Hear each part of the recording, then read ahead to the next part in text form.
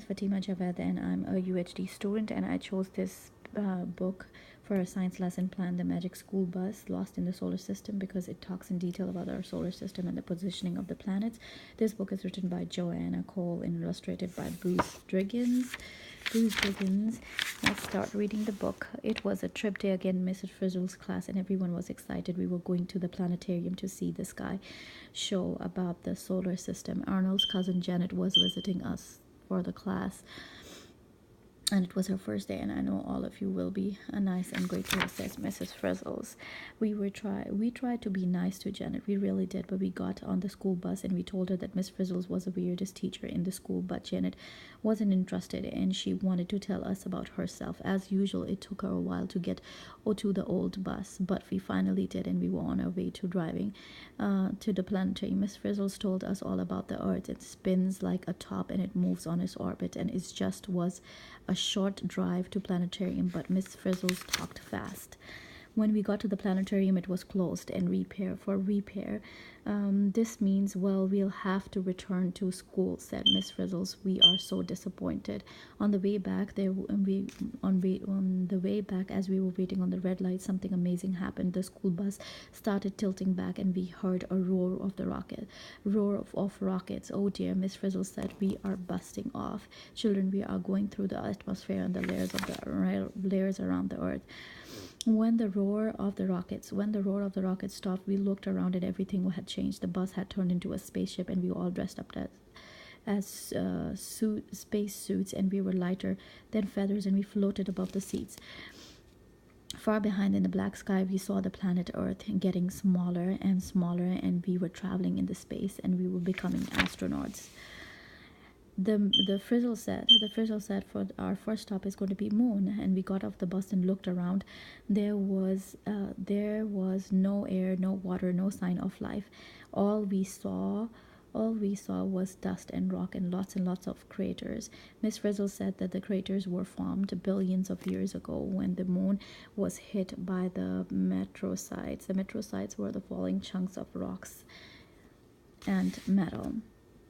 It was fun. It was fun on the moon, and we wanted to play, but Miss Frizzles said that it was time to go. And as we got back to the bus, we started with the sun at the center of the solar system, said Miss Frizzles as we blasted off. We zoomed towards the sun, the biggest, the brightest, and the hottest object on the solar system. Jets, the super hot gases, shoved out to us from the surface. Thank goodness Miss Frizzle didn't get close. She stared around on the other side and pulled away. Well, seeing all the planets in order, the classes explained Miss Frizzle. Mercury is the first planet closest to the Earth. Mercury was dead, sun-baked, and the planet was like the moon. There is no water and hardly any air, said Miss Frizzles. Notice the craters on the surface as we have to pass by. Before long, we felt ourselves being pulled by the gravity of Venus, and the second planet, the sun. Venus was completely covered by the thick layer of yellowish clouds, and we will now explore the surface of Venus, said Miss Frizzles. Below the clouds of Venus was dry as a desert. The ground was covered with hot rocks, and it was hot, and it was 400 degrees centigrade. It was much more hotter than the oven baking cookies. The air was heavy. We could have felt pressing us down. Miss Frizzle said that it might be the volcanoes around it too. We said, let's get out of here. Our next stop is on Mars, the red planet, the fourth planet from the sun. Then out, Miss Frizzles. On our way, we'll be passing through the orbit of the Earth, and the third planet. The bus lifted up with a roar. As we came closer to Mars, we passed by two planets, and each were called two moons, which were called the Phoebus and the Demions, compared to our tiny moon. Looking down, we saw a huge canyon. Miss Frizzle said that it was as long as the United States. There was a volcano 3 times taller than the tallest volcano on the Earth, and around it were the channels that looked dried up in the riverbeds. As we landed to the stars, walking around, suddenly the huge dust storm blew up, and Miss Frizzle said the dust storms is on Mars and can last for several months. We was then may cover they may cover the whole planet. We scrambled back to the bus. Mars was the last planet of the inner planets, and Miss Frizzles shouted about the roar of the rockets. We will now be going through the asteroid belt in our outer planets. Thousands of asteroids were spreading around us. At once, we heard a tinkling of the broken glass in one of the tally lights had been hit in the asteroid. Miss Frizzles put her autopilot and went out to take a look, and she kept on talking about the asteroids, and we were on the bus radio. Suddenly there was a snap. Miss Frizzles theta line was broken without a warning, and the rockets fired up and bus zoom away. The autopilots were multifunctioning. Most of us were scared to move, but Janet started searching for the bus, searching the bus to the glove compartment. Miss Frizzle's lesson book. As they began to read, a huge planet came from the view, and the class, "This is Jupiter," Janet read, and it was the first of the outer planets and the largest of the solar system. As we thought that the school bus was going, there was a solid ground land on Jupiter.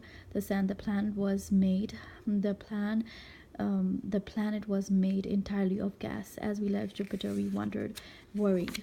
When will we go home? The next planet, we forgot our troubles. Saturn, the gas planet, looked like Jupiter, swirling around the clouds and looked like lots of moon. But the most incredible thing was that Saturn had rings, and it was the most beautiful planet we had ever seen. Next came Uranus, the blue-green gas planet, and faint gray rings of the moons, and some scientists think they might be made from the chunks of the graphite, the material used for pencils on the Earth. The bus was going faster and faster, and we couldn't keep up with the autopilot, and it stopped past the stormy Neptune, and another green planet with the Earth, with the eighth form of sun. As we could think about finding Miss Frizzles. We were going so fast that almost we missed the seeing of the ninth planet, Pluto, and its moon. We were so far away that the sun that we didn't even look back anymore. It was just looked like a very big star, and we were leaving the solar system. Janet flipped rapidly through Miss Frizzle's book, and suddenly we found something new: instructions for the autopilot. And we punched the asteroid belt and the control panel, and slowly the bus burned out and working, and we got it working again. And when we reached to the asteroid belt, we saw Miss Frizzles. When Miss Frizzles came back the wheel, the bus headed straight to Earth, and we re-entered the atmosphere and landed to the tramp and looked around. We were in the school parking lot again, and the rockets were gone, and the space suits were gone, and the bus was a wreck, and everything was back to normal. The end.